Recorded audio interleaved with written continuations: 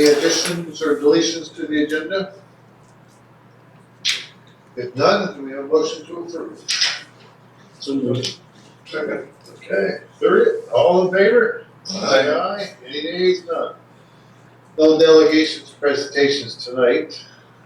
Meeting of October 17th.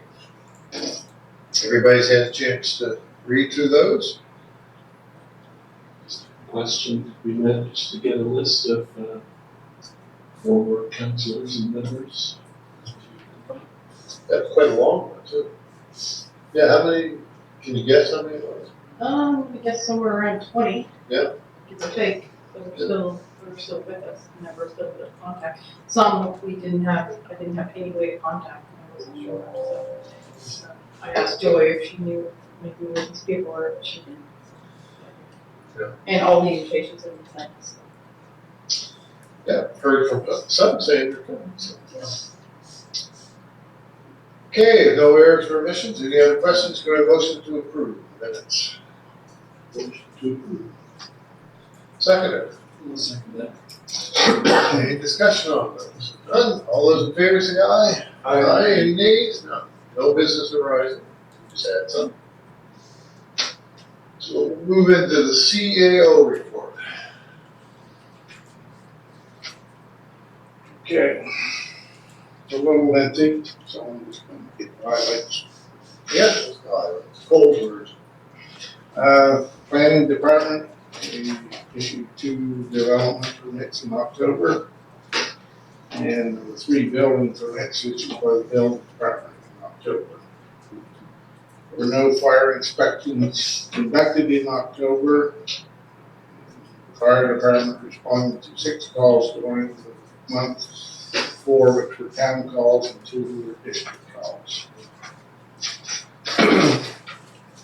For the marketing levy, staff met with the district staff to discuss the plan of rollout of the information packages that will be sent out to all participating roof accommodations within the town and district. The information packages will be sent out next week, which is actually this week. And the deadline for registering is the 9th of January. So the question I have on that, the province comes out with theirs. Yeah. We're gonna have to repeal ours. Or do we don't? I think that what we've been led to believe that when the province enacts their legislation, then they'll also be repealing our legislation. Oh, they'll do it for us. Listen. Well, no, Yeah, I know. the provincial legislation for, like, there's Halifax, CPRM, and Yarmouth and us. They have provincial acts now. And so they're gonna be repealed, but will be covered under the new provincial act for every municipality. And we will have a year from whenever that's proclaimed to come in compliance with the province's law. So, yeah, a little bit. It's not, you gotta start charging, change your things and it's 5 or 6 hours you gotta up for a year. Yeah, they're going percentage, so that's probably the biggest change for us. Yeah, Yeah. hopefully we'll have might have a year under, at least a year or so under our belt. At our meeting, some of the big thing was, well, the big thing was, GST. They had to collect GST. It depends on their registration status. They don't have to, if they're not an HST registrant, they do have to if they're HST registrant. Yeah, some of the mom and pop operations probably aren't, so probably under that threshold. The flow through to us is the $2, that's all. If they could argue with the province. Well, it was the bookkeeping thing they already set up. You know, the software should be just for it. And I had answered that question for a couple of them. Okay. Minimum planning documents for that requirement deadline, so we been or reminded that, we're supposed to be meeting the new regulations by the end of 2022. And so basically what it requires land use planning for all lands within the municipality. Municipal planning strategies to meet requirements set in regulation. Planning documents to be reviewed at least every 10 years, and municipalities to engage with abutting municipalities on land use that impact one another. And that also, the amendments make the statements of provincial interest on agriculture, drinking water, flooding, infrastructure, and housing applicable to all areas throughout the province. So I thought that basically we were in pretty good shape. So I talked to Chris Millier, and he said that at first he said, yeah, I think we are, and then he dug a little further and said there's certain sums that we would need to bring to standard and at a minimum, we would need to amend the MPS to address the intermunicipal engagement requirements. And that process, that we try to do that minimum process, likely can't be completed before December 31st. Therefore, an extension would be required. So,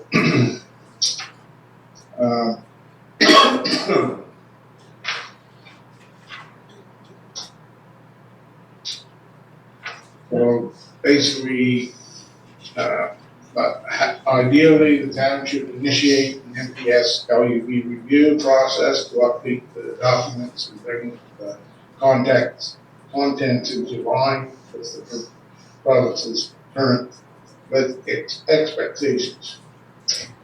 Depending on the scope of the effort, the review could be completed in late 2023.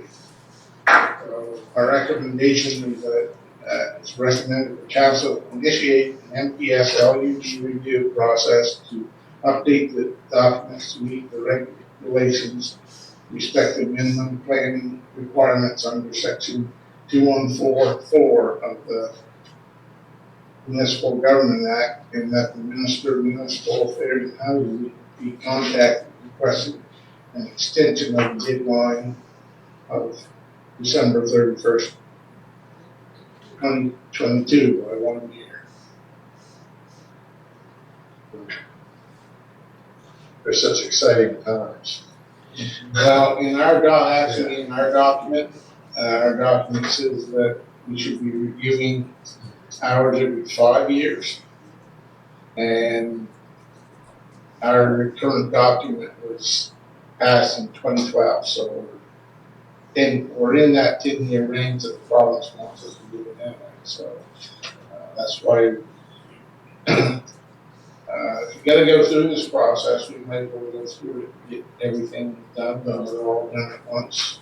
And not just because there are other things that have come up that we wanted to address, like granny suites and those type of things that we've talked about. So, Give me a long go on that exercise, but it's a good review. yeah. Yeah, especially in light of everything that's happened, what, 2012 since we touched it? Is there anything in there, the amendments also with the state's provincial interest on agriculture, drinking water, flooding, infrastructure as applicable in all areas of the province? Is that something that we specifically cover now, or we would have to? We're gonna have to ensure that right now our MPS mentions about provincial interest and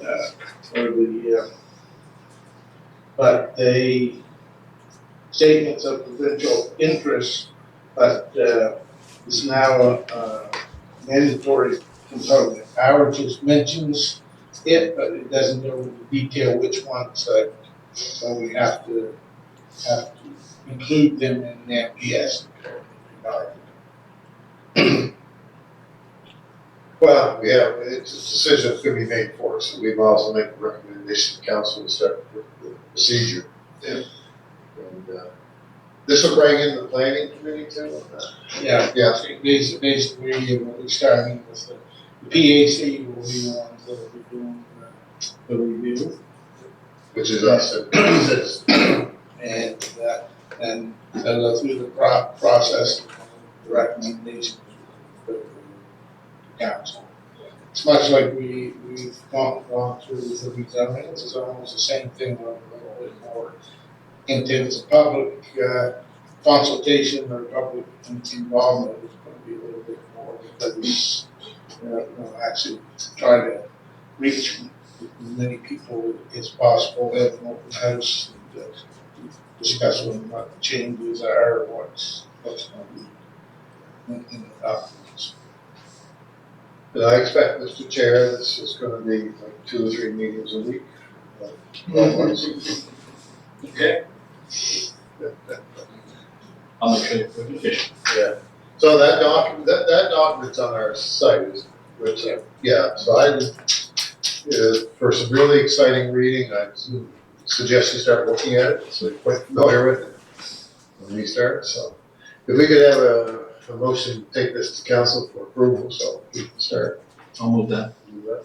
I'll second. Any other discussion on it? Anything else to add, Tom? No? I'll just kickstart it. All those in favor say aye. Aye. Any nays? None. Tri-County Regional Planning Initiative. So the Zoom meeting was held between the CEOs of the participating units and Group ATM Consulting Incorporated to review and discuss a brief from the documents they prepared.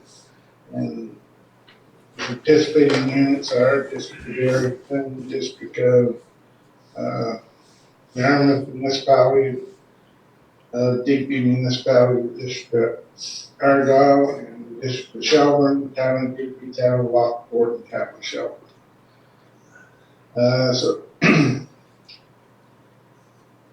So basically,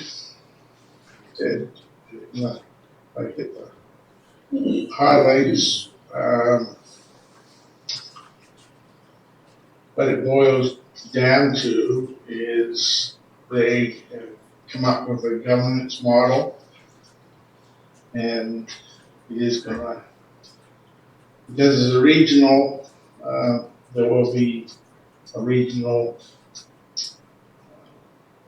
governance model, and which will include the CAO Planning Leadership Group as directors, and there'll be an oversight and liaison committee of elected officials, and then we'll have a director, and then the manager, and planning services, and an administrative assistant, which then you adapt to your planners and your development officers.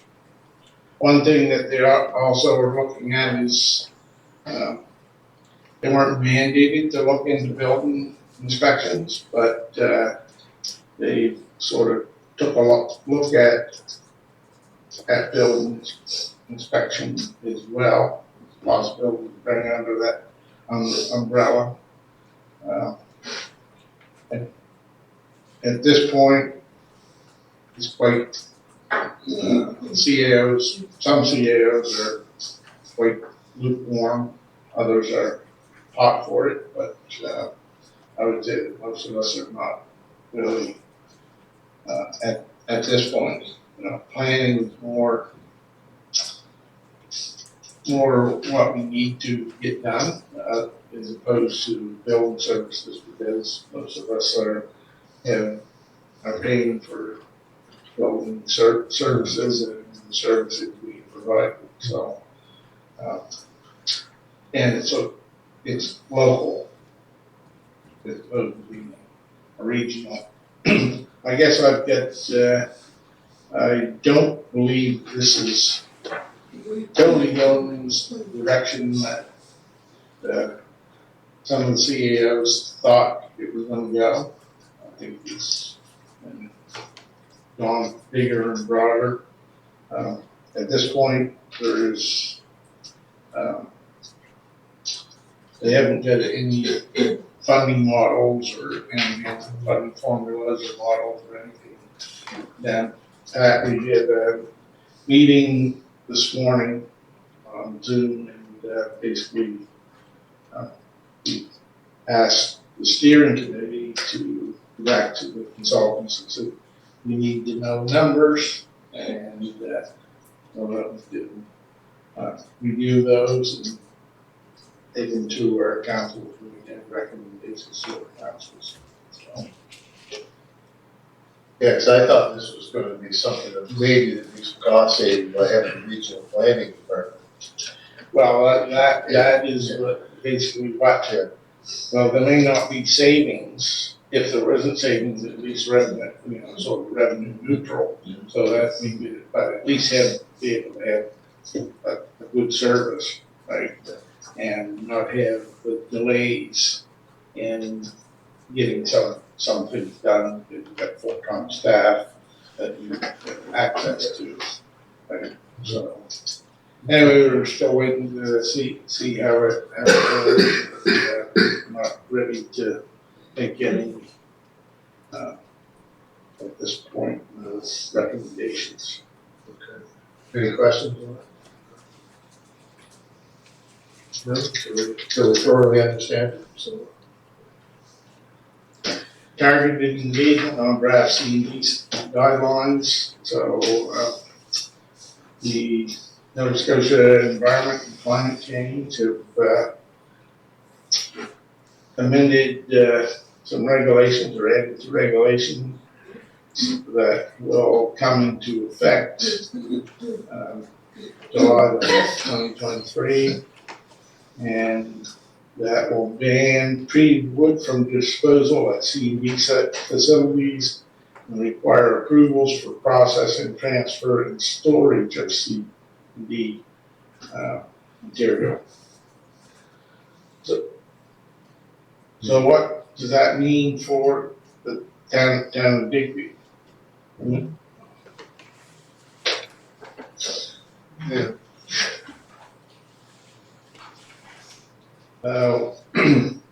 The town municipality district Digby does not own or operate a construction and demolition site. And the area is serviced by a private site located on the upper crossroad, owned and operated by Digby Salvage and Disposal, who will be responsible for being in compliance with the regulations changes. The treated wood ban from disposal will affect municipal units in increasing tipping fee costs because treated wood now has to be disposed of in a second generation landfill site. In our case, that would be Queens Regional Landfill. Treated wood is defined in the regulations as wood that is chemically treated during manufacturing for the purpose of resisting decay. And it does not include wood that has been painted or been treated with water-resistant coating by a consumer. Well, it's only the pressure-treated stuff that we're going to be banning. So if you make an ordinary lumber and put PennDOTs or whatever on it yourself, and that can go to the CED site to be disposed of. This is a question for Councilor Sonia. What's the difference between brown treated wood and green? No, Just the color. Okay. So I could, everybody's kind of made the shift, we make the shift towards brown. I see. It's now going to be industry standard. okay, so just the color. It's Usually, and they still make both, it's just less and less blue. okay. And it's funny how I would have thought that your consumer applied tax would still be in the same category. They're not. No, it's because it's the chemical treatment of the pressure treatment. That's right. That's how they explain it. They said that the pressure treated is chemically, and it's, so it's. But when you think about it, that process drives that chemical into the wood. Yeah. Fine. But if I buy Pentax and apply it myself, it's on the surface. It would bleach out the wood a lot faster. Then, I don't understand. Or painted wood from an old renovated house that's lit base. Absolutely, the base paint, but it doesn't take it. So what about all the railroad ties, the old railroad ties out They're charred. That'll hang around. That's creosote, I'm not sure I don't know what category that they're in. So they are accepting written feedback until Friday, December the 9th. So we have no idea, unless Digby Salvage has an idea of what they get in around the year, but it's not likely. No. They would just come in at C and D. But they also expanded and said, you know, like if contractor came in or even a homeowner came in and they just put a new deck on and the odd little piece in with the other stuff that they had, that, they weren't gonna make you picky that, but it's truckloads of it that they're not. Greg Good, they'll allow you to store it on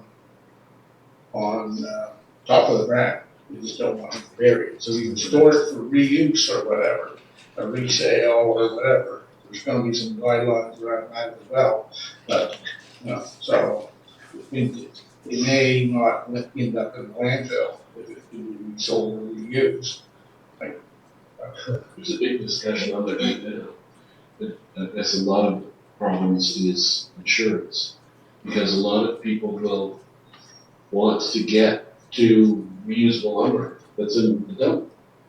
But they don't want it to be picked through because someone might break their ankle, you know. Yeah. But there's a lot of stuff that could be reused. Yeah, exactly. I mean, anytime I go there, then you just gotta look at the piles and. Oh, yeah.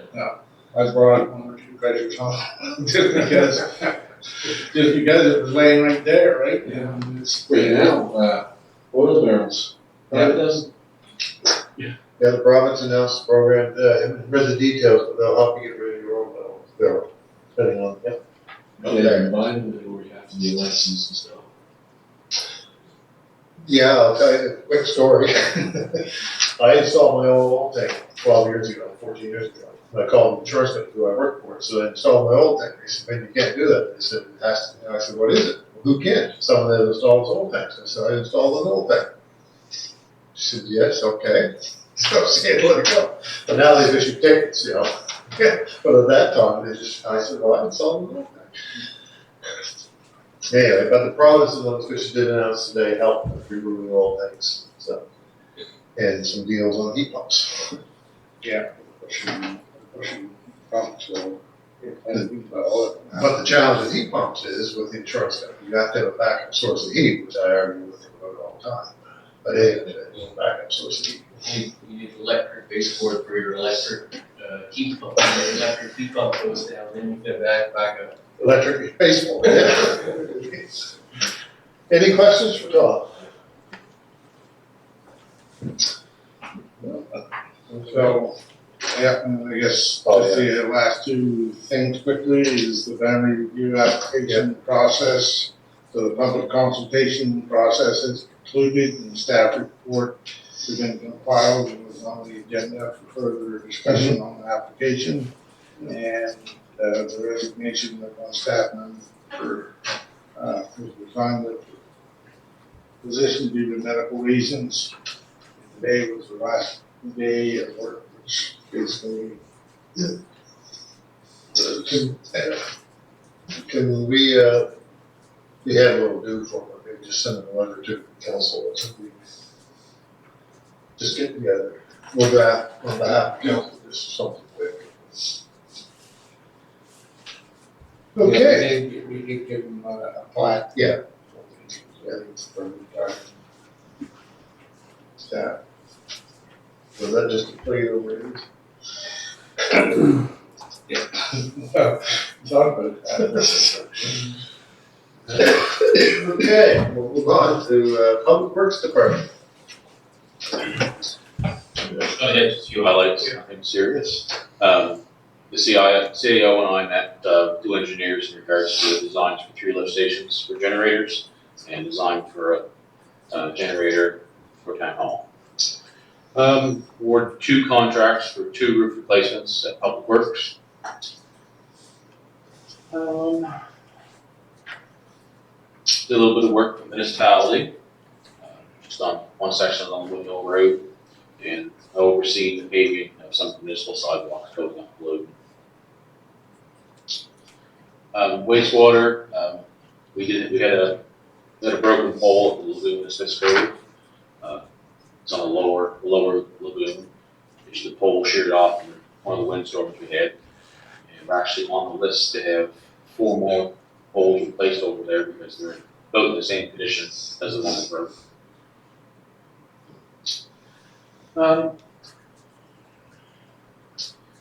Put some dahlias around town, I'm sure you're seeing they haven't painted yet, they got cones on them. Some are stoplights to protect our traffic controller. And we also put some over at Digby Station to stop vehicles from traveling up the sidewalk and down the sidewalk. Got many complaints about that, vehicles going up and down the sidewalk there. I have in here that the brushes are still on 90-day back order, but finally they arrived today. It's a very happy day, we'll have them for next year. The fire hall, obviously the project's well underway. Companies here grinding the floor now so we can get the epoxy and enamel and stuff on the floor. So it's gonna be a black, gray, a little bit of white fleck in it, so it should look good. They're really cleaning up the downstairs, the fire hall. All the walls have already been painted and we have the bathroom gutted down there. Just waiting on the fixtures to arrive so we can prep everything in. So. And 2 employees took the chainsaw cutting course. We're good up there. And otherwise, that's everything I have unless anybody has any questions. Church Street. Church Street? Church, they were supposed to pay it tomorrow, but it's gonna be delayed a couple days. Just And then curious. that's done. Sidewalk's done. Yeah, I see that.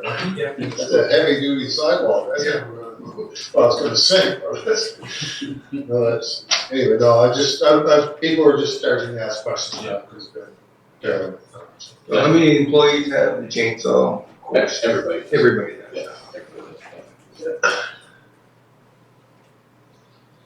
everybody. Any questions for Ed? I got a question. One, the parking sign down at the Prince William town parking lot, Did we know? is the one up on the pole. Yeah. It's pretty faded, as, Okay. probably should be, but. I'll send myself a message right now. Okay. If you have no other questions, then we'll move right on to Director of Finance.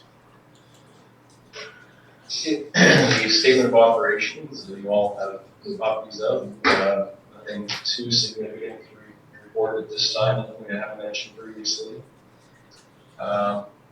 E-transfer tax, just to give a little graphical representation of the month-by-month change in the transfer tax there.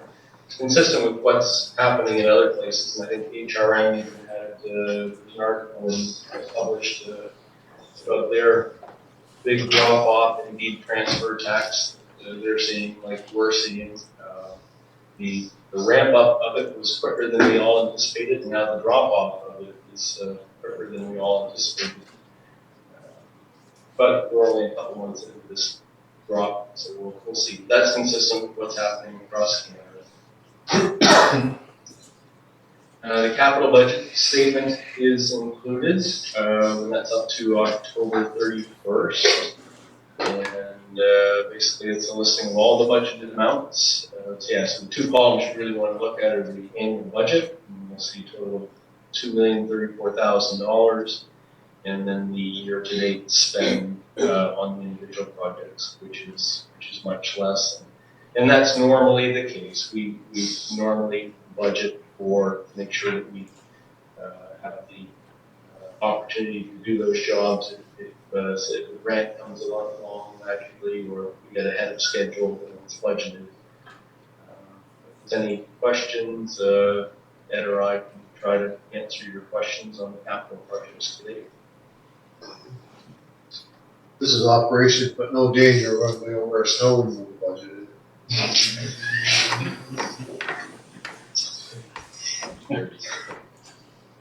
Oh, okay. And, the asset management plan work is going on, AIM's still working in the background mainly now. Insurance claim, we had, claim served on the town from a motor vehicle collision in February 2021, and that's with our insurance company now, see where that goes.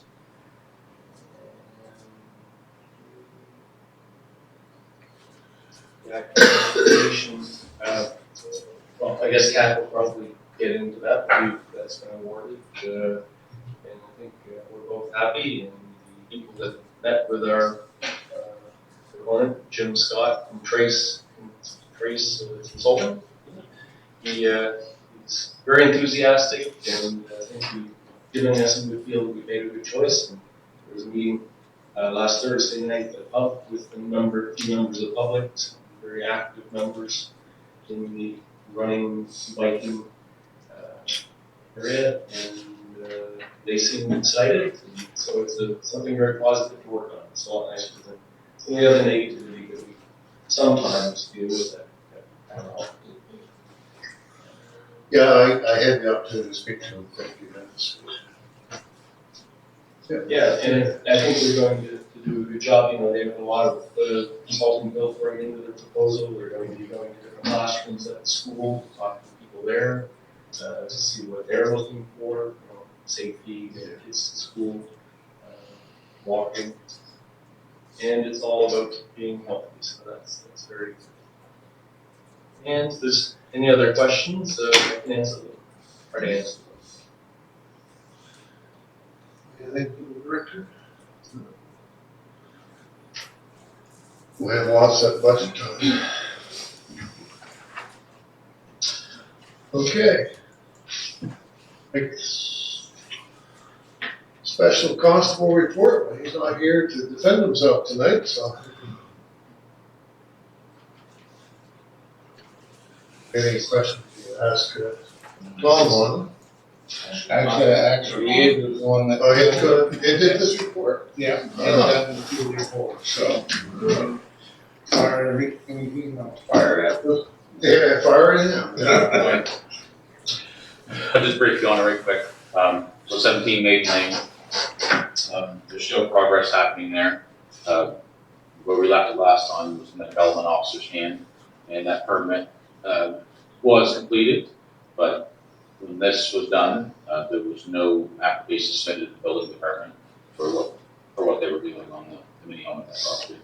And nothing else has been done on the project at all. Everything's still stagnant. So 144 Water Street, they were given an order to remedy, and nothing has been completed. So I did a re-inspection of the property.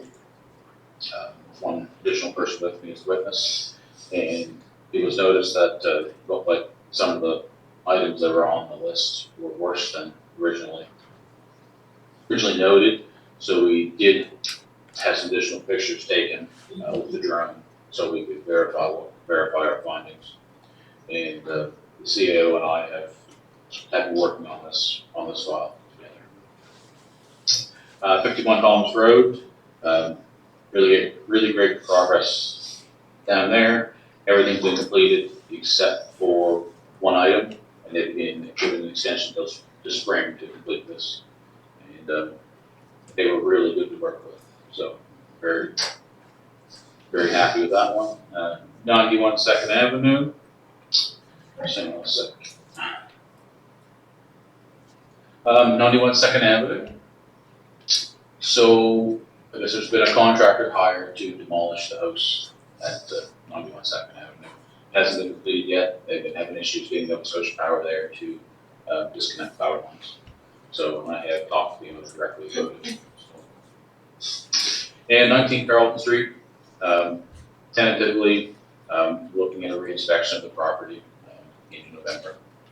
So we're just waiting for the fire inspector and the building official to set a date so we can do what we need to do. So we're moving along with some concerns, some issues that we have in town. Sure. Always gonna be some, yeah. Is there any other news on the old Irving station? I haven't heard a thing. I talked to the contract manager that bid on it. He wasn't successful bid, and he thought they awarded it, but it was supposed to be tore down by the 31st of October, and power lines are still connected to it. It's very hard people to get hold of. It's just like you bounce from place to place to place, and nobody ever calls back. So it's, I know they were sent paperwork too, but we never hear anything. So I'm not 100% sure what to tell you. But I can Maybe I can we- put it on my list and just see if I can put some pressure on somewhere too. So. Maybe it's easy to get the message through the media to them. You'll do that. Yeah, okay. But then again, if you look at the power lines on, Nova Scotia Power, the line coming down, disconnect the wire and that kind of stuff, which is, like you said, is an issue, so. I'm very much surprised because that building isn't bad shape yet. So. Any questions? The dog on Reed Lane, that was, what happened to it? I haven't seen that. So Bruce and I went down that day and we couldn't get anywhere near the dog. The dog catcher was called, and the last we heard was the owner or representative showed up and took the dog. And we haven't had any complaints since then. Yeah, 'cause a couple days later, it was running around and was again. That would be the weekend probably. Then I saw him come back with a rope on it. I see It it. was odd. Where the dog was leading back, they got that boarded up now. So this was coming up with the plastic on the picture window.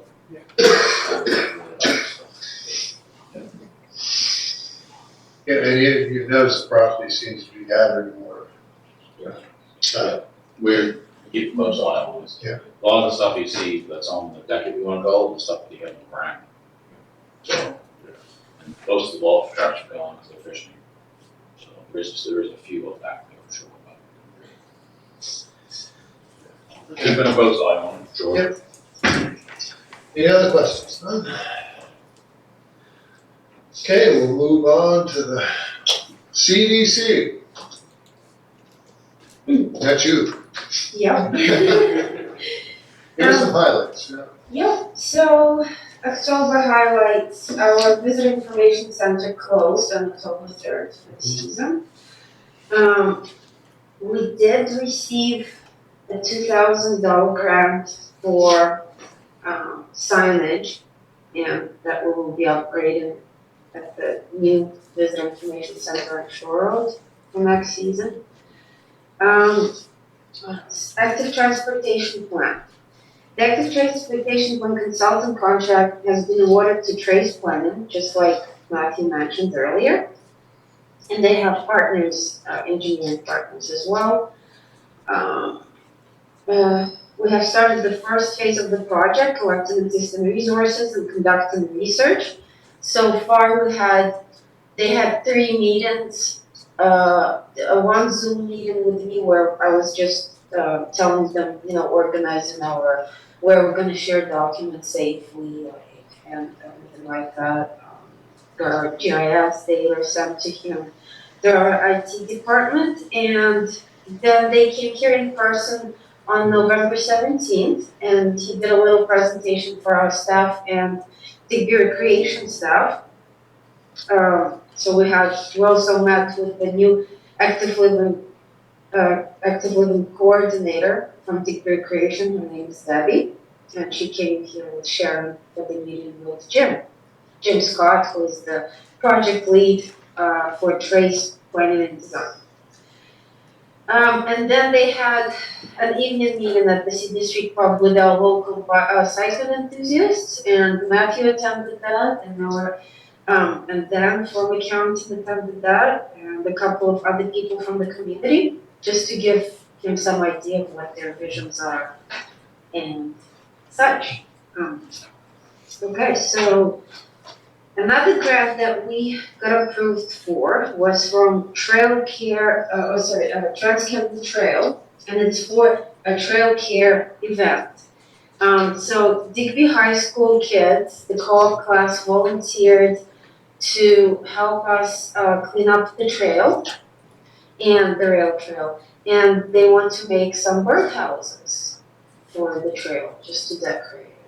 So the grant is gonna go towards, buying them art supplies like wood, wood's been cut by the public works department. And then they'll deliver it to schools, and the kids are gonna make and paint nice birdhouses that they're gonna decorate our trail with. And also the money will go towards buying some, cleaning supplies and stuff, and gloves for kids if there is any garbage, hopefully not much. Just And, contact Waste Check. yeah, They have a kit. yeah, I've been advised to do that soon, and we'll get some hot chocolate for kids, because it's gonna be December, so some snacks and hot chocolates will go from that grant. And the event, we're planning to do this event in early December, we're hoping December 1st, but maybe a little bit later, depending on the weather forecast. We want them to go on a nice sunny day, and depends on when they're gonna be done with the birdhouses. So that's exciting. Then we applied for Enabling Accessibility Fund, small projects component from Employment and Social Development Canada. We submitted an application to see if we qualify for funding for the building of new accessible public washrooms. We're still waiting for the results, so I don't know what outcomes come to be. I'll follow up on that later on when we get some correspondence from them. I also drafted a design guide for the Town of Digby facade program, which is not really in place yet. But if it does happen, then we have the guidelines for it. Yeah, I don't know, I just did the design guide, like. and that's gone to the members of the committee, and they'll be meeting, review it, and bring it back to the committee of the whole council. And then council have to decide they want to move in, whether they want to fund it. Obviously, the part about the program will have to be updated, because I've only done from the design perspective and stuff, the color palettes and So stuff. hopefully that'll be ready to be kicked in at budget time. So that's the province or some Okay, so another ongoing grant that I'm researching with the help of Ed, from Director of Public Works, is the Sustainable Communities Challenge Fund. And the whole administration is helping me with it too. This is we just kind of received the guidelines for it, so I did my best and studied it. It's got a lot of categories, everything concerning climate change and ecologically friendly technologies and emergency planning, etc. So we're looking at a few things. One of the things that Ed mentioned, it would be nice to have backup generators for the wastewater lift stations, and we're working on it. However, if we do apply for this grant, it would require us to use generators that are ecologically friendly. So if we can find solar powered generators, for example, and there are, I don't know the capacity of them, but I've been trying to research, so we'll still have to see if that is feasible, possibly. That's a little bit above my knowledge right now. Another section that this fund covers, and it is reoccurring, so if we don't apply for it for this round, there is another round in the spring. And one of the aspects that we could cover in the spring or look at is erosion. And in the spring, we will also have our active transportation plan in place and ready, where our consultant will have a design and estimate for the cost of fixing those parts of shoreline where we have erosion, so we can see if we can apply for that, if that's possible.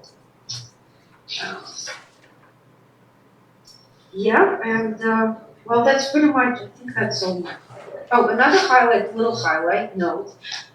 We've added an accessibility widget to our website to make it, it's got a little feature that has a screen reader for those who are visually, who have problems with vision, so you can just use that tool, that's in the corner of the screen.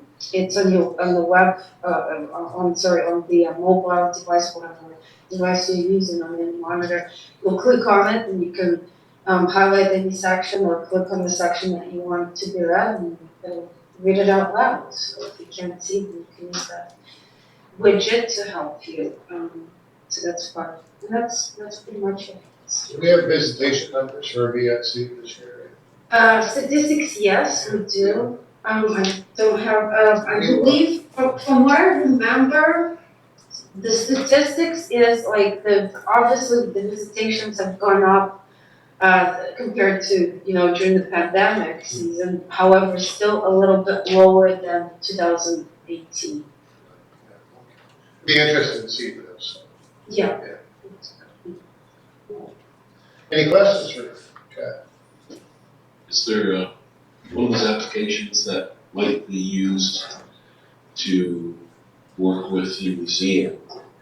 We created an interactive map that will show you town of Digby, and then allow you to click on areas like you could click on the racket, and it would tell you the earliest things that happened there in the Mi'kmaq, that sort of thing.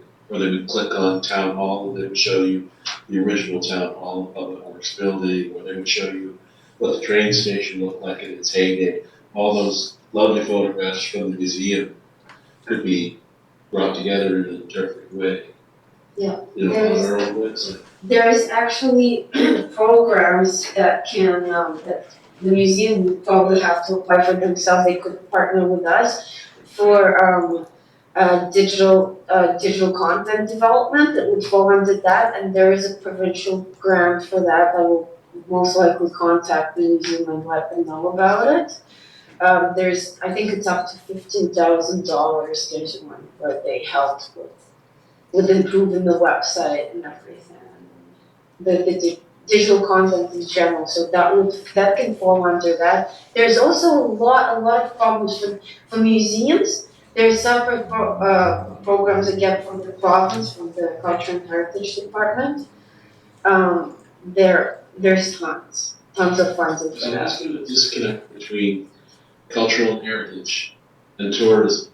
It's actually, it's one department, it is one, but there's different branches to it, however, there's a lot of grants there that They should have their own app that has all that stuff for tourism. yeah, One of the challenges there's a too. lot of things that could be improved for the museum with grants. It's just that the question is, how much do I help them?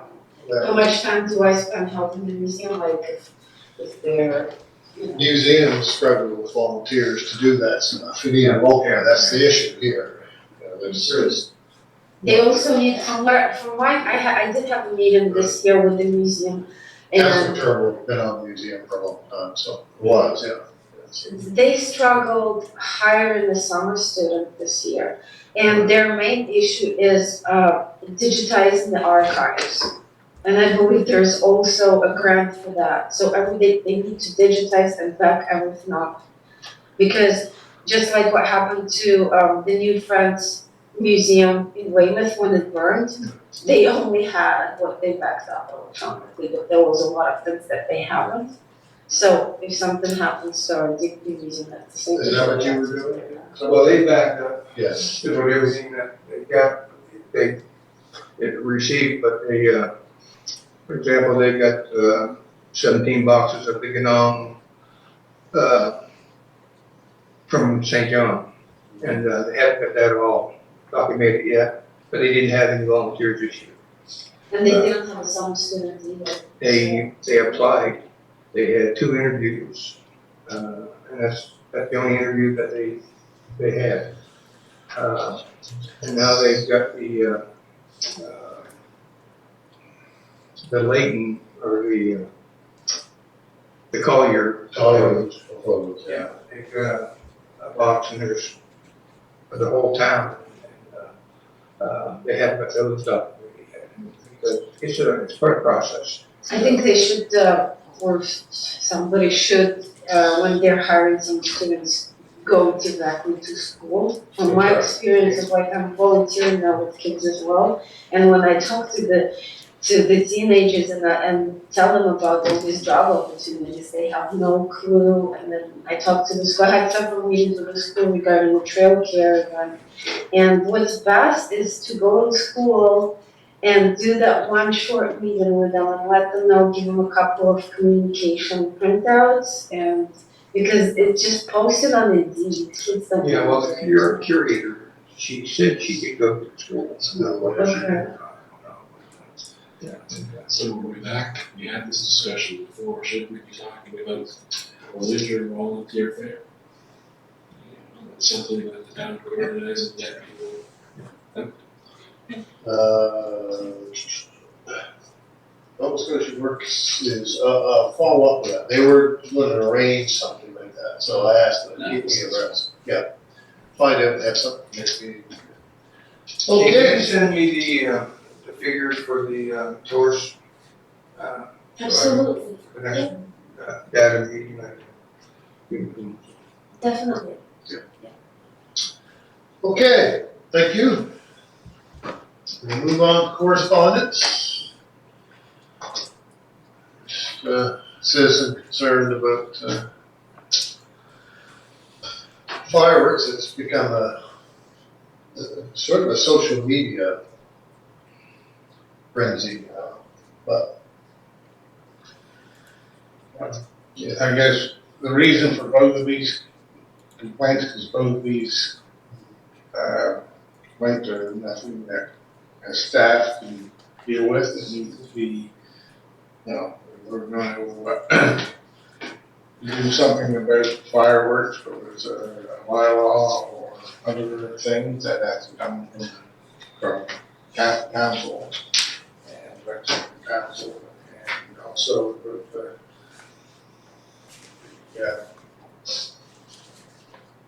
sidewalk, or missing sidewalk, I guess, on the big hours, addressing. yeah, the fireworks, I've been watching a lot of that around the province. A lot of municipalities are doing through an educational program, because they said, how do you enforce it? You put it in place when they buy fireworks. They're allowed to sell the fireworks. So how do you enforce something like that? Other than when they light them off, you run out of stock. I don't know, there's probably lots of information online. I haven't been paying attention to it the last year or two, because we seem to hear more and more about it. Well, I thought Yarmouth was doing something with fireworks. Yeah, they did, well, they had, I did read, they just posted some things, if you're having fireworks, please let your neighbors know, and things like that. Do some research and see what we can come up with on that. On the second point, the sidewalk in front of Fidel's, that came up on Thursday night at the active transportation group. And Jim Scott made a note of that being a problem area. There is no sidewalk. So an easy way to get from where the trail ends and the south end, where it meets Bonnie Row, and connect to Admiral's Walk. And then you have a bit of a sidewalk, and then no sidewalk, and Forest Bureau parking lot. Painted lanes across the insurance company. Yes. That's it's quite a grade there too, isn't it? You end up having a sidewalk and then, That, it'd be a challenge. think about the fairway shorts there, parking lot, the slope when you come across the main driveway, across, the Fidel's, yeah, you get all the dirt and everything there, you know, light poles there, it's quite a mess in there. Yeah. Anything falls, that's how much it will spend. Now, we do have a crosswalk here, so we can get across to the sidewalk. I think last time we discussed this was before code, I remember correctly, that's what we said, they had the crosswalk there across the road, to get the other side of the city. There's still nothing in front of Spidel's and, forestry was. That's why last time we saw it in the crosswalk, where they go across the road and then so we had this discussion before. Yeah. Not saying that things can't change either, right? So where's crosswalk? By the, by the insurance. Yeah. So it's quite a ways up. Mhm. Better than you live, right? Back over. I think this person was right there, no, they don't. Judy, Yeah, I'm not sure where it is. Bosch, right there. Well, the one I know isn't there, there's lots of, but the crosswalk's right by the pole between this train. As soon as you come across. So down on Fairways between. Then you come across the road, the other side, where the sidewalks go away.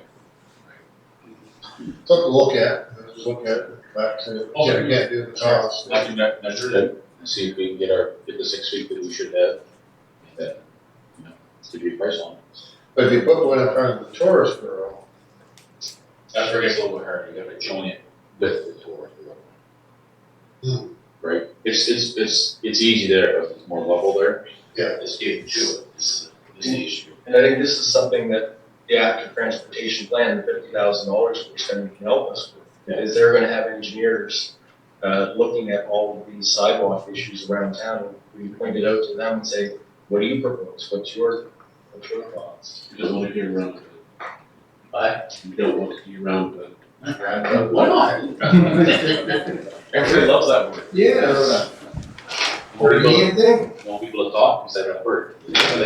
Everything else is gone, that's perfect. roundabouts, yeah. Well, something to investigate, I don't know, I guess we can do some homework on the fireworks, and, it's, well, I'll never favor just putting a bylaw in place to have a bylaw, because you're always difficult to enforce. 3 o'clock in the morning. We had a lot of overtime hours on Christmas Eve. Well, that's it, you know, that's, so I did see HR in Yarmouth was posting, you know, please notify your neighbors and friends. And I did see somebody, Diggy Talk said, just recently, someone said, we're having fireworks tonight. Somebody did post there, so the public's becoming more aware of it too, so. Yeah. I guess we'll have to look into it though. Okay, yep. Moving on. New business, boundary review.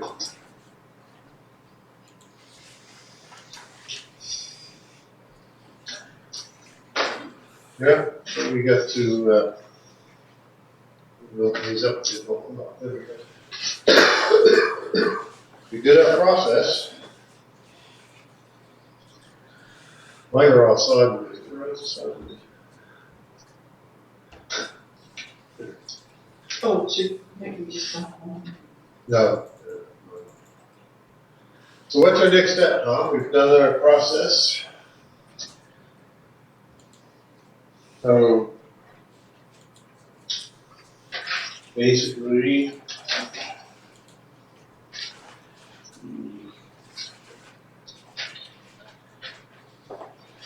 Nobody areas is in March. So that's cool, list of new religions or. Yeah, pretty good. I guess, my recommendation is that the committee will discuss the results of the consultation process and consider a recommendation to council on the following question. Should there be, polling districts? There are currently no polling districts in the town of BP. Should council remain at the status quo, which is made up of 4 councillors and 1 mayor? And that's the extent that we go. This wasn't to grab property from the district or anything like that. This is, No, this is bad, this is like boundary review, it's got nothing to do with, geographic boundaries. no, that leads to confusion to people thinking we're talking about boundary review, they think we're talking about town borders. That should come up with a different title for that, because it does need confusion. Anybody got any thoughts? on what they've read there in the comments? We went through this before, and that's how we, then again, we didn't have any polling stations, but that's where we did reduce ourselves by 2, but I don't recommend going, I would think going less than that is getting some dangerous territory. I mean, we only had 30 surveys in, but everybody was yes on pretty long, we're gonna stay the same as it is. Says, took the one from Wayne. Talk about boundaries. So you're satisfied with the results? We're satisfied with the results? If we are, then take a motion to council. The sad part about participation, it doesn't show representation. No. No, It was that same back in 2014, Unsure. yeah, I put how many surveys that we put out, I think, in this report, I guess. yeah, so, We circulated 188 surveys, and we got 60 back, so a third of what we put out, right? So, yeah. And that one there was, we actually sent those 188 to specific people, right? And sort of, went through the voters list and randomly picked 188 people to send surveys to. And then they were also available at the town office, so you didn't get a survey, but your neighbor did, and they tell you, well, I get a survey, well, they could come and pick out the survey as well. it's good. Offering turkey dinner. Yeah. People, you know, as long as we're not, we're maintaining the services that they expect and we're doing it at a fair price, they're not interested. I always said engagement through enragement is how, unfortunately, sometimes that has to, how it works, you know, you have to get public upset before they, yeah, no, it's unfair. Yeah. It's their government. Okay, anybody interested in making a recommendation to council on the, should there be polling stations? No. Should council remain the same? I'll make the recommendation that we take to council that our council size remain the same, and then that there be no polling stations, or polling areas created within town. Okay. I'll second that.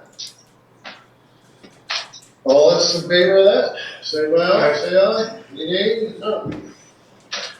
Nova Scotia Housing Need Assessment, they'd like to have a meeting with us.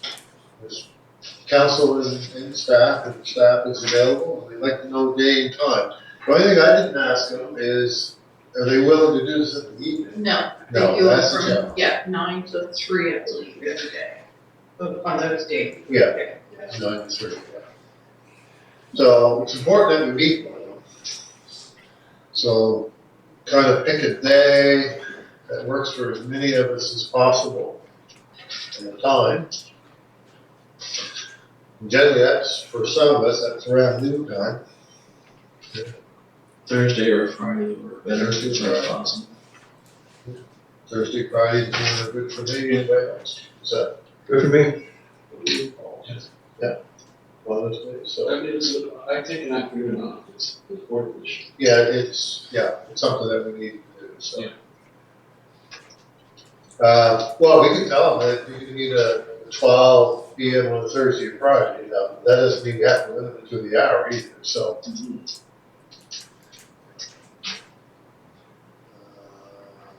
What day will that be? Drop it in by, yeah. Let's see, what day, Oh, there's a few days. yes, I gotta find it again here.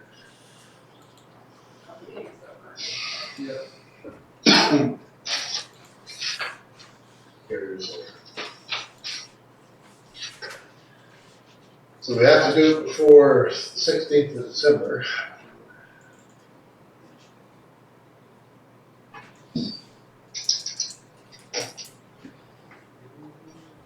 Okay, that link doesn't work within mine.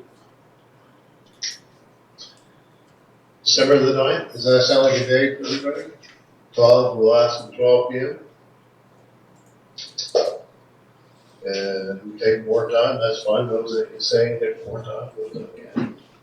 Put that in person, or is it? No, Zoom. virtual, yeah, be virtual. And hopefully before then, hopefully December's council meeting will have, the local Digby group at the main presentation. For the CSO. It was either gonna be tonight or that meeting, so I'm assuming they're coming that night, I'll confirm. So December the 9th at 12 p.m., town hall, at the big screen.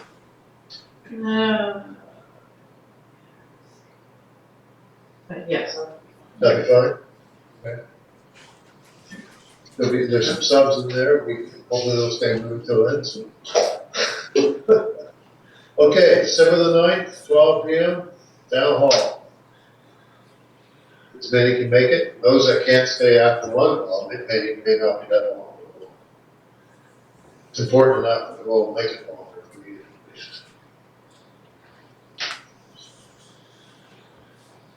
Okay, Green Data Center. Oh, yeah.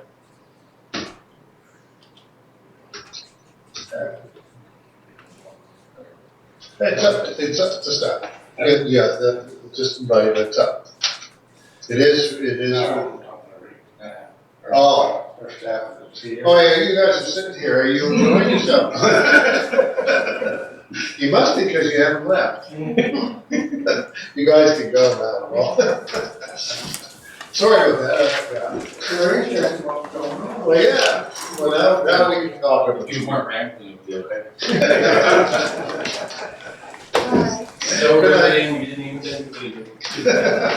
Yeah. Yeah, sorry, yeah. Okay, Green Data Center.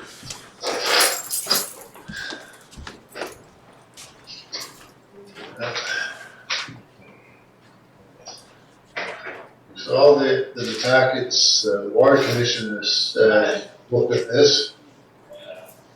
I think, Tom, the general consensus that the water commission is let some vitamins, so we know exactly what we're talking about. And what they need. Actually, I just got an email this evening, and the 19th, which would be our committee of the whole. Okay. And so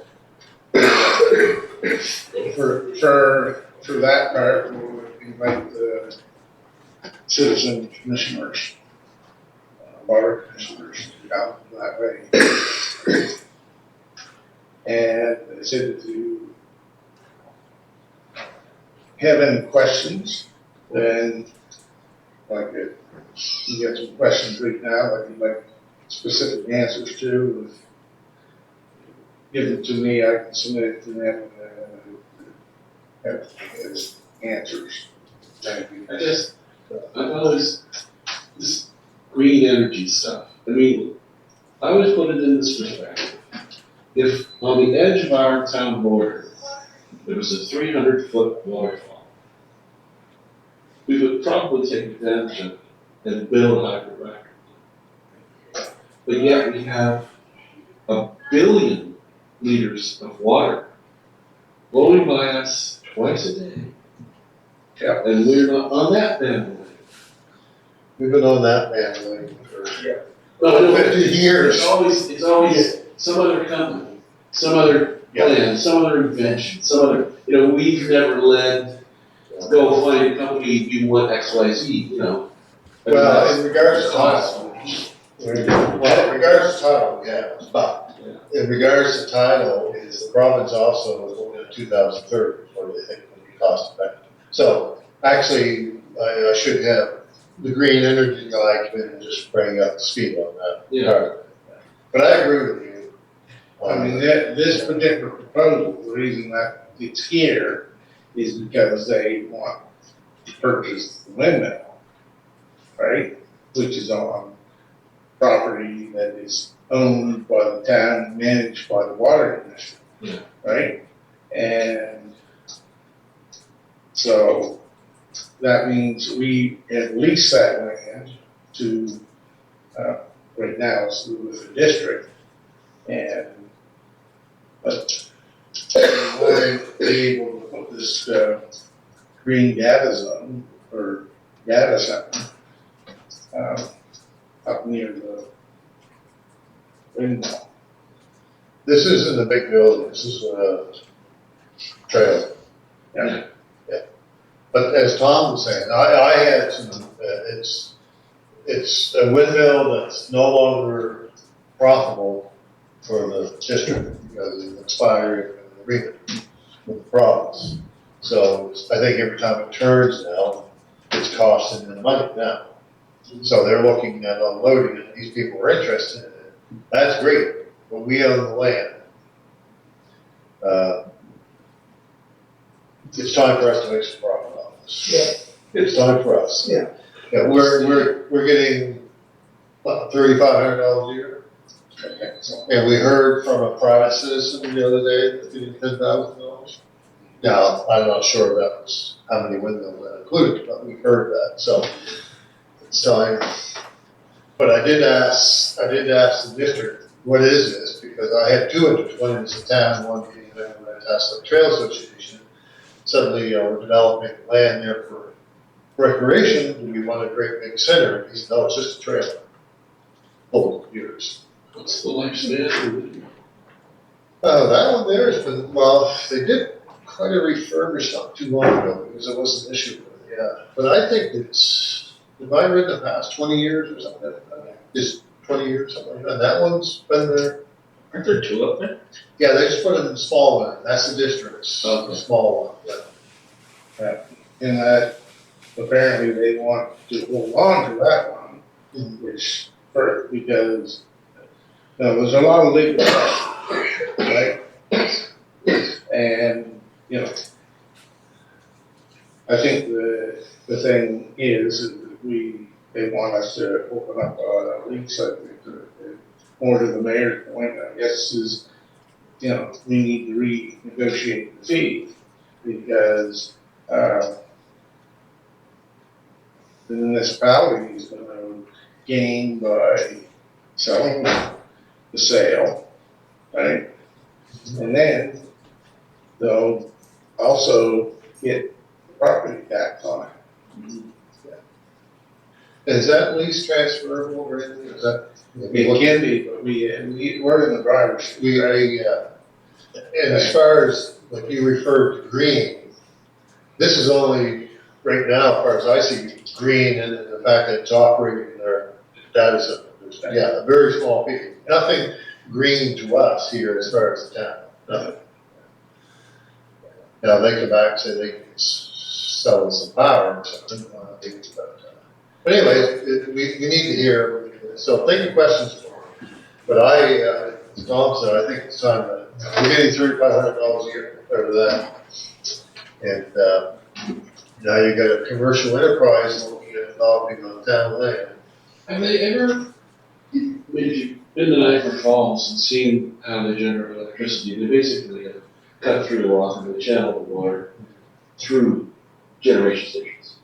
Have they ever considered, because there's nothing but bedrock on both sides, to actually do the same thing and have it like you channel water in the generator or back up? Back at it.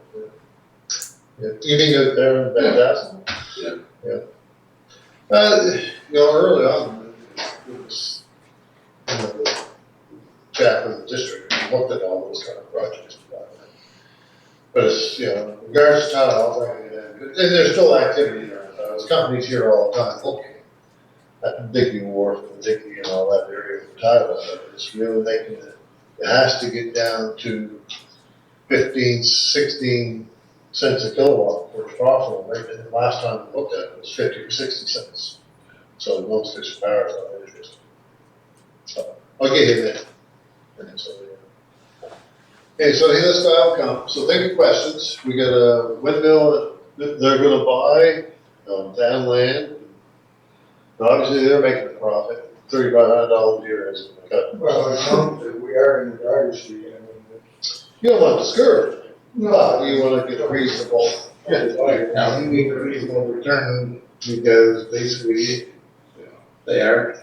See, the thing is, was when that one was originally put there, that was supposed to be a test one.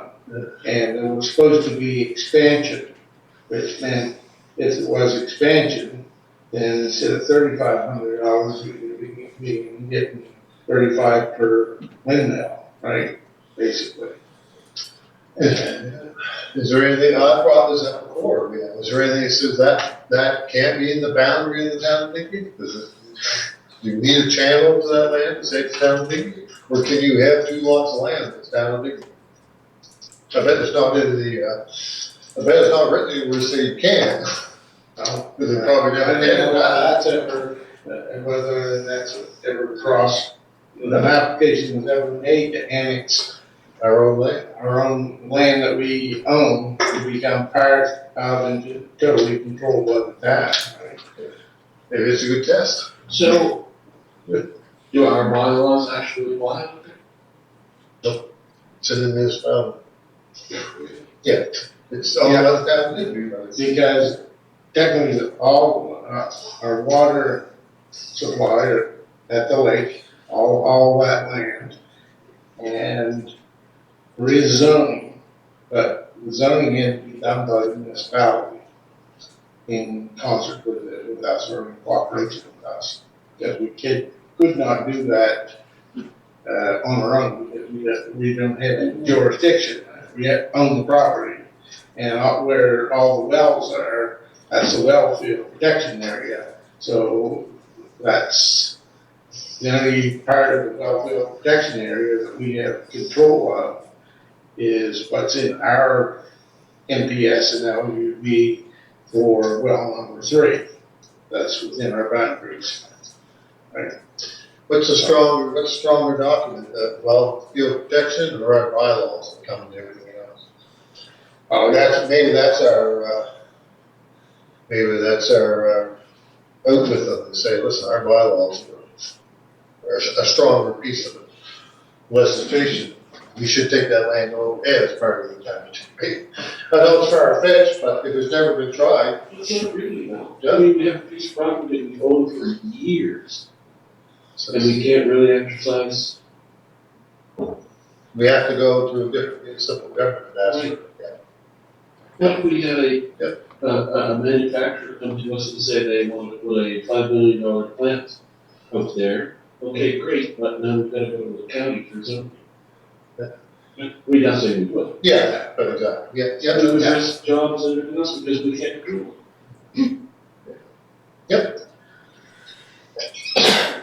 We'll have to ask if someone have a run in the municipal affairs once.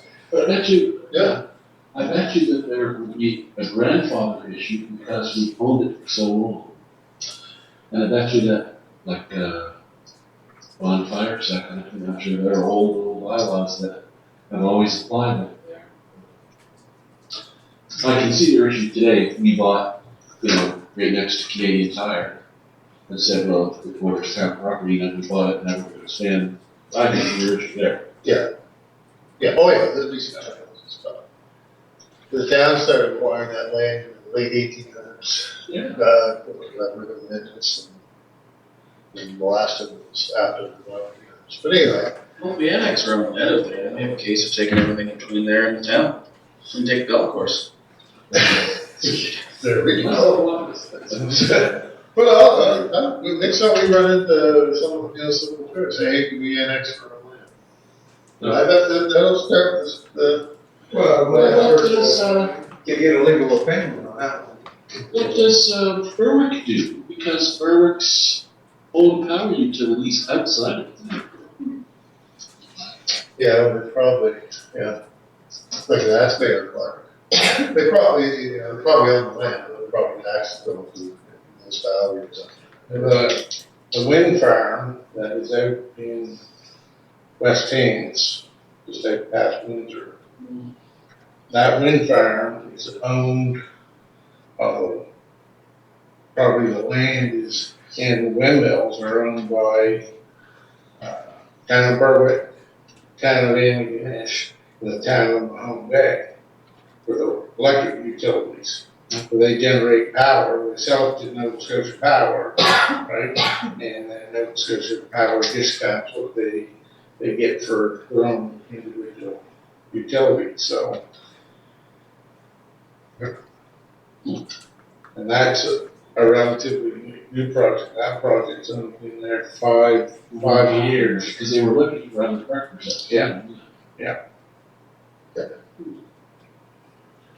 Okay, well, we'll ask him just to see what's directly where that is. Okay, living park location. I guess we need a location, huh?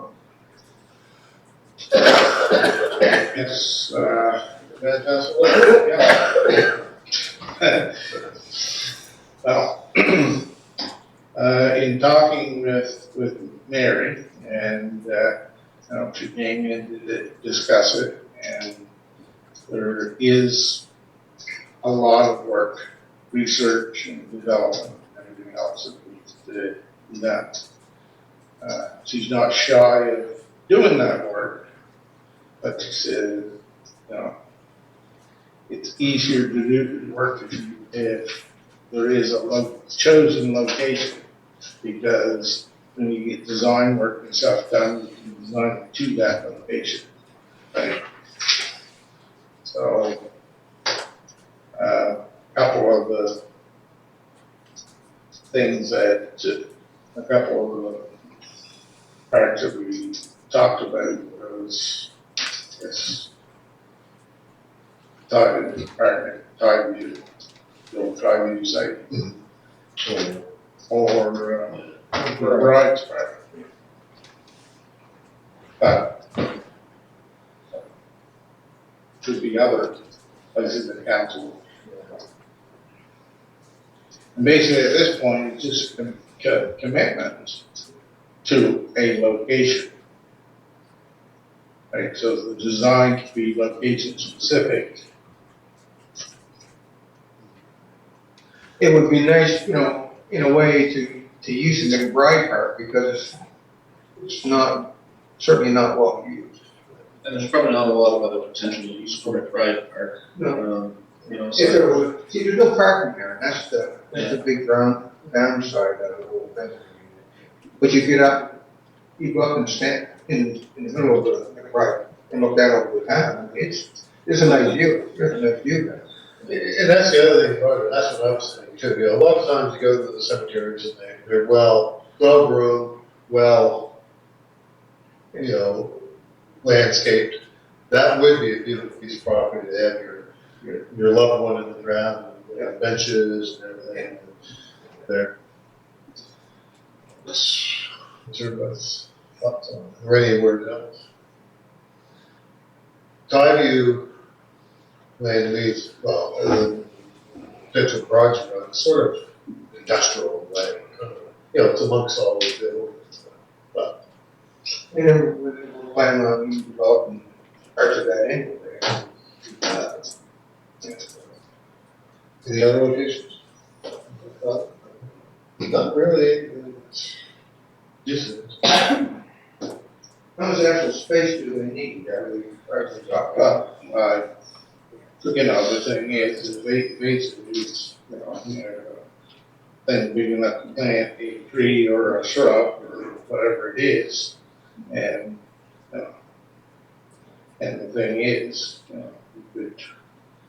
you could put trees around maybe some of the back ones, and we just have them in the front, shrubbery that don't so high, so it doesn't block the view, but of the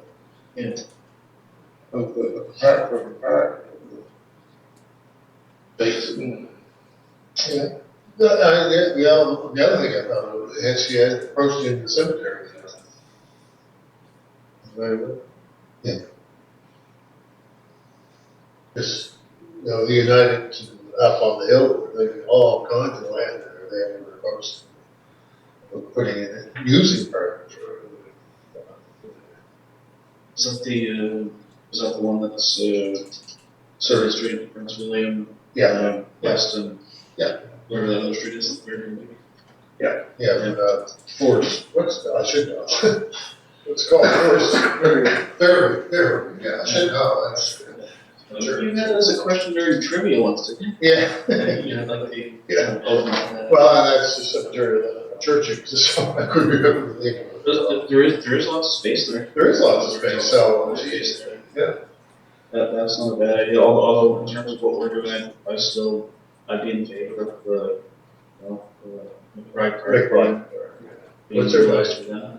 And, I go as far as, this doesn't have to be part of the motion, but, help look after cemetery there for 7 years and, could probably offer a little bit of a vote on lots and I still think they should have a pricing mechanism to it, because that could help the town and the road, which is cost of maintenance, and they'd be able to actually contribute to that if they took dollars today for lots and invested it for, the future where trees are a little bit taller than they're gonna be a year or two. Yeah, there is an issue there. Oh, yeah. Yeah, and to what Yeah, Tom said, we did talk about this anyway. Yeah, I think we are anyway, putting a couple there, but that's, what this part, they'll design around the space that you have, and have it so that, lawn benches and stuff. Is that what you're saying? That was of interest to answer your question. Yeah, I think they were looking at the whole park because they wanted to design as they grade. Yeah, and I don't have a problem, that parking So huge. it's not huge. In William, it's really an departure from the cemetery model. Yeah. And, Yeah. Yeah. And, That's what I understood too. You said that it's not, people that want to be put in one of these living parks do not like to be put in a cemetery. Yes. Right. So, And that's why you call it a park. yeah. Yeah, if you get away from the cemetery. The only question is, should we contact the brides before we say yes? Is there, well, there is some. Yeah. But are they the same family? Yes. Are they? Ian is anyway. Well, this would be Graham. I spoke to Graham a couple weeks ago, what's the relation between Charlotte and Brian Graham? Like, is it immediate family or is it? Well, actually, Ian's supposed to come and see me on another matter. I'll ask him, yeah. I chat with Graham once in a while. Yeah, we can find out. It's a part of, If I remember right, Qantas put the park in. oh yeah, the plaque's there, yeah. Yeah, the Qantas put the park in. Yeah, just do the due diligence. I guess we own it. They put the plaque and I think they put the fountain in there. I think I don't think that as far as the name change, that's not gonna be the case, I don't believe. You never mentioned that we were gonna have to rename it something. Oh, no, but I noticed that, courtesy, yeah. And it actually, the Blue Hill will actually develop that into a park now. It's kind of been diluted with the trees gone and everything. I mean, unless you go and look and see that plaque, Yeah. and you're local, nobody else knows what that is.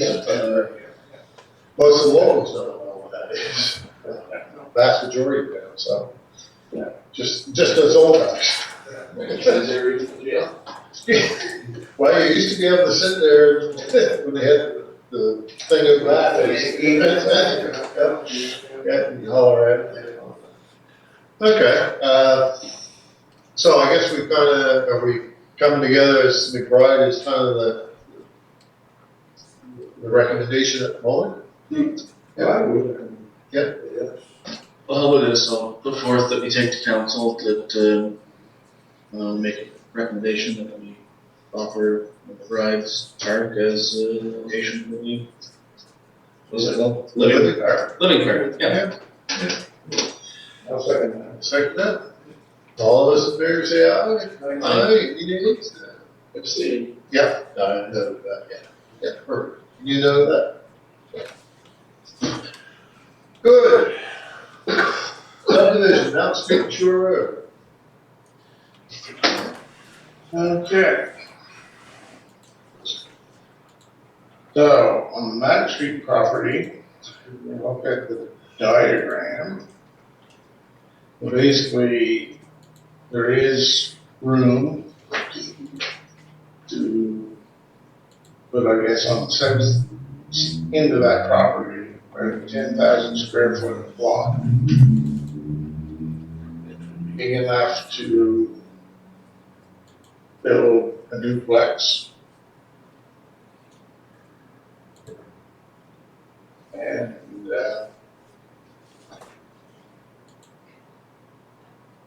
you still have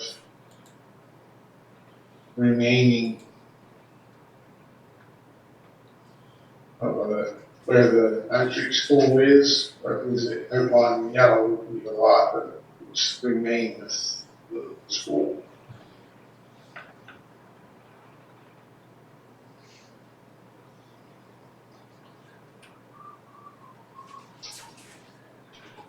So, so that's about 10,000 square feet, but the other one over there, lot 4, it's not. 24,843 square feet. That would be- Oh, yeah, but that's a parking lot, exception. That includes, Yeah. that's the Yeah. whole lot, that, what the remainder is. Yeah.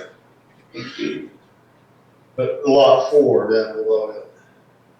There's already a house there. That's town. Yeah. Well, yeah. Yeah. Yeah, that's what I was gonna say, that's the, Yeah. house that, This just happens being over, yeah, that's the one that Whale Motor was selling. yes, yeah, That's right. yeah, wait, yeah. I don't know who owns it now, but that lot now was sold off. Yeah. Built, but the house is there. I never really noticed actually where that. No, that's what I was wondering, we actually own the land, house is on it, so. No. Yeah. So our exercise for this was to sell off some surplus land for some housing. I guess, So when we go ahead with the subdivision, is our next step to contact a realtor to see what value sells for? We got to get subdivided first. Yeah. Right? Yeah. But then that would be the thing we put it on the market, but I would recommend that we put a caveat that is, we may have, we'll pick that up in our review of our NBS LUB, if that needs to be rezoned. Right now it's institutional. So that new lot would have to become, residential, low density residential, that will allow a duplex, right? Or semi-detached, and, is it big enough for 4 or 5 years ago? Affordable housing?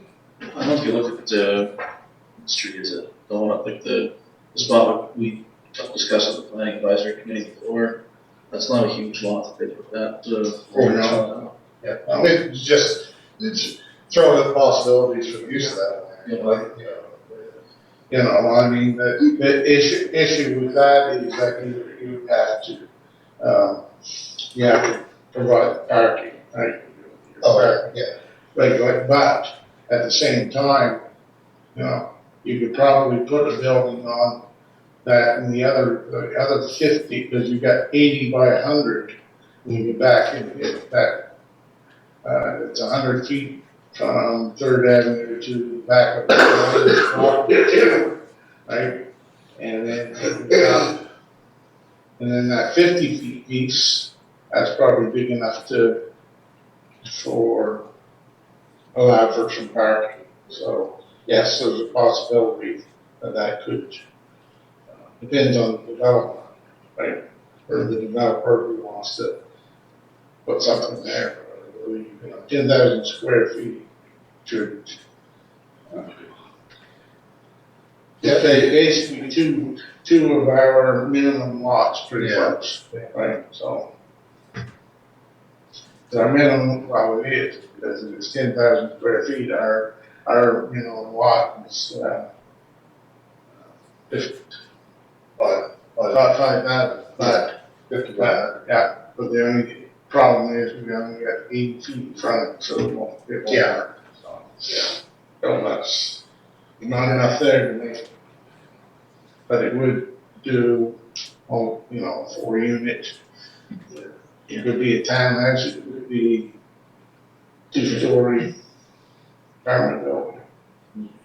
Thing as such. So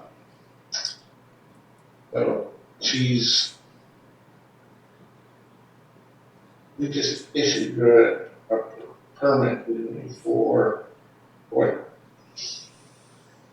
parks, for a single family dwelling on that lower lot. Yes. On the, yes. Next to the new fourplex that she, 4-unit building that she built. You're gonna build a single family on that lot next to it. And the plan is to put another 4-unit up on, King Street, fronting on King Street. Right, Okay, so you wanna look at the other one, and we decide, do a motion to subdivide? Okay. so the other one basically could be subdivided into, 3 lots. One being the lot that will contains the old, VIC and all the parking. And it will grade up to the boundary up to the boundary of the ponds. That are all bordered on the ponds property on the back. That lot 2, because when I looked at this, I know he looked at it and said, yes, there's room there for 2 lot, or based on square footage. That lot 2 would be pretty tight to that bank. The house there. Yeah. Because, well, you look at, he's got the gradient lines there, and that doesn't, he really go to the top of that hill, but that's not where you could actually build. It's not that large. So I don't know if we're better off dividing 2 lots or making one big huge lot, well, one big lot, then selling it off. Either, they're both sell. Lot 2 would be. One thing for lot 2, one thing that he suggests is that the existing road that is on lot 3, Yeah. that is up there, that basically, that would be the access to lot 2. Right? You'd also. How's that road run? Yeah, you see that clear area? Lot 3, that brown area? Yeah. That road comes up there.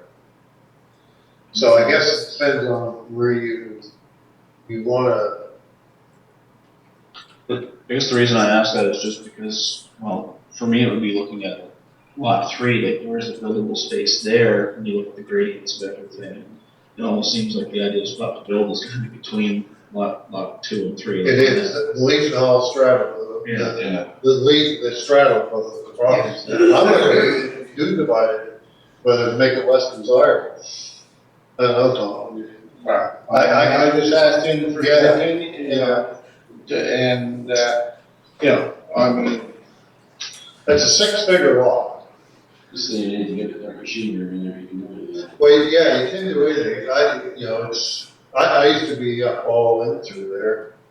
So, yeah, see a lot of, Now you have to come up the road, well, you see what the driveway is, on lot 3 of where the driveway used to be, and that came up, and then it came to the back of that brown area where the building used to be. there's been quite a parking lot there once upon a time. Genesis is something we said. Yeah, I don't know how big the parking lot, well, I didn't think it was that big, actually. Well, they used to have weddings there. Yeah, the weddings, where I used to go to all the hockey matches. Could have been, last time I was there, I think the chairman ran games that day, so that, 50 years ago. Yeah, Well, I mean, I guess, Yeah, we it's- could, we take lot 2 and 3 and just make that one lot. But it's tail, and it'd be up to the developer to decide on whether, they may want to subdivide afterwards, right? It'll be shocked if the lines didn't turn. well, that'd be, yeah. But it'd be fair market value. So what's the value on that? If it was just one lot? I think it's, I think it's a 6-figure lot. The day of the for sale sign, that there could be some calls, because I've had some calls about that lot, and I know there's people fighting at the bit to get that land. So where would you, if you made 2 lots, where would be the easiest place to put a driveway in for lot 2? Well, that's what, he was saying that the surveyor, Matt, was saying that probably the best thing would be to have access coming down to lot 3. Like the driveway that goes up, So you would basically keep more of the land for the town and put the town maintained street there, is that what you're saying? well, he didn't exactly say that because it has road frontage, right? Yeah. This is only access. I mean, it is access to the road, but it may not because of the banking and stuff like that. Right, see there, Trying to put a, That's what I would do. yeah. But and that's why he sort of suggested, I think he said, yeah, he did. But what if you made, instead of a straight line being divided, if you made that a diagonal, which gets you over enough maybe to get in your own driveway, it's not so steep. You'd have to put away the order. Take a look, go down there and have a look. That's why that driveway is over where it is. Yeah. Because that's the lowest entry point. When you go towards the VIC, it's quite a hill.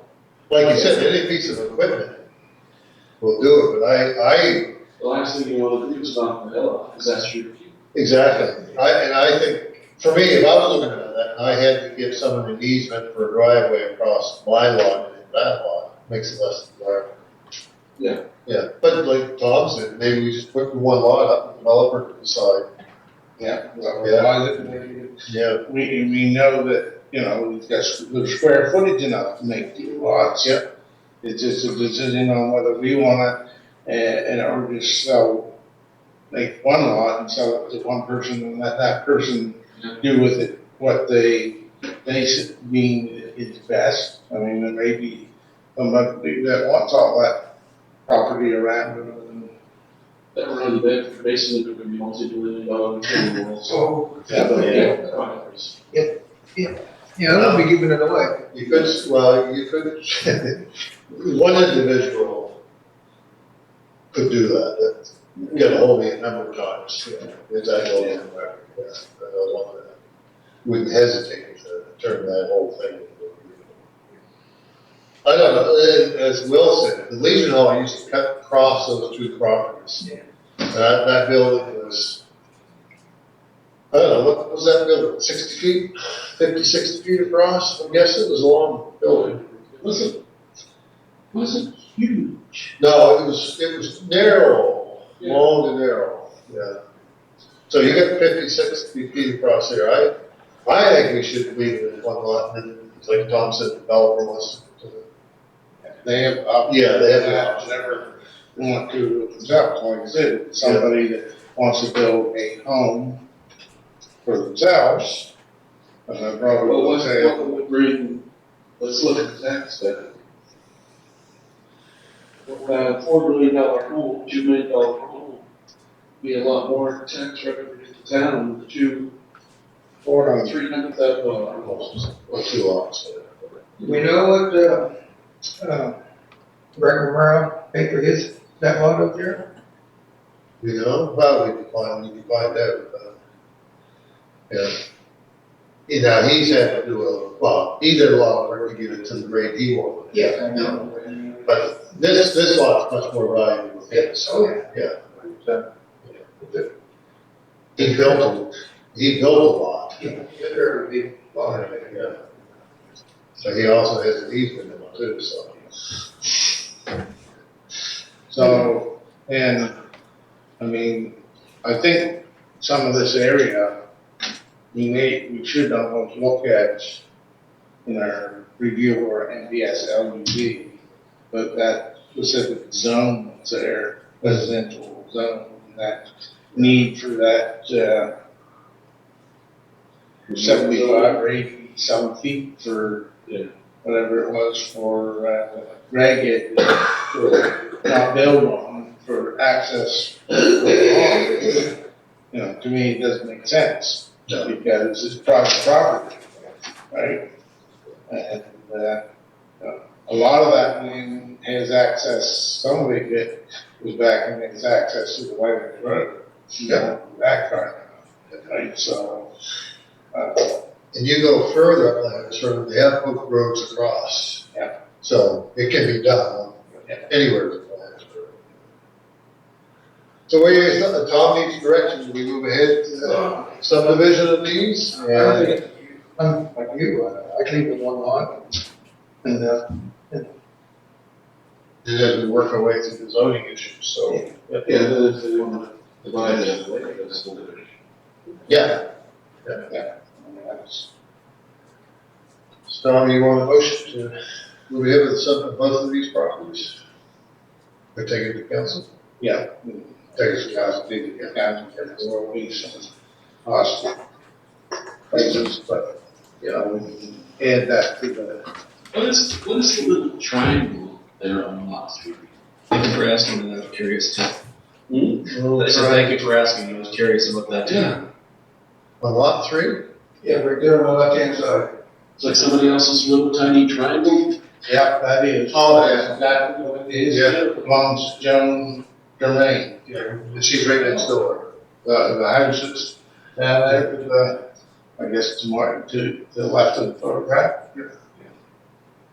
Yeah, she owns that little piece right there. Landlocked little tiny triangle. Yeah, technically she was already with her. Yeah. It's not, because it's not, I don't think it's big enough to build on or anything like that. It's not, Just the cost of more to consolidate it, worse. Yeah. That house is not the best either, who ends up with the property after. The good news about that, you know, it is doable to bring sewer and water. It's not that far away. No, the water's right there, the sewer stops at the hotel. so does the water. We run we run a service line from the lines come up the shore, the shoulder of the road, and put it in to put water to the, toilet garden. So, I mean, the thing is, if that was an issue, but there's plenty of room on that lot, or both of those lots, if it was gonna be two, to meet the regulations for their own septic and their own water, right? Okay, make a motion to take this to council for, I'll make that motion. start the process, there's been work here in this, and some cost, but we'll recover those costs. I'll second that. Second that? Okay. So the lot on Mount Street and the lot, I'm sure, that's the direction. All those in favor, say aye. Aye. Any nays? None. And although, just in case I forget this one, we should discuss it later on down the road. If we consider selling the one on the shore road first, if there is actual interest in potentially not just for that one, but if there's interest from our part on a potential partnership for low income housing on the other property, we sell that one first, we might have an idea, but we have her capital. Cause I won't remember that in 2 weeks or 2 months, so. Exactly. But Leslie will, she'll put it in the minutes or something. Yeah. Notes for Woodland. Yeah. No, I lose that. Yeah. Okay, we have a motion to go into camera. So move. Second. Second. All those in favor of us going in camera? Aye. Aye, say aye. Not one of those two over there. Has to be one of those two over there. He's stuck somewhere in Florida. Where? He went to Florida. Oh. I don't know where he stuck. but This is bad for him. Yeah. Okay, we're at camera, so we need a motion now on the agreement of purchase and sale, for sale. Make a motion that we sell the property, indicated as what, 100?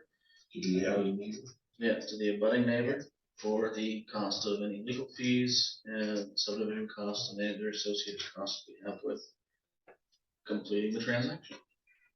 Second. And we're all in favor? Say aye. Aye. Okay, motion to adjourn. So move. Boy, that one got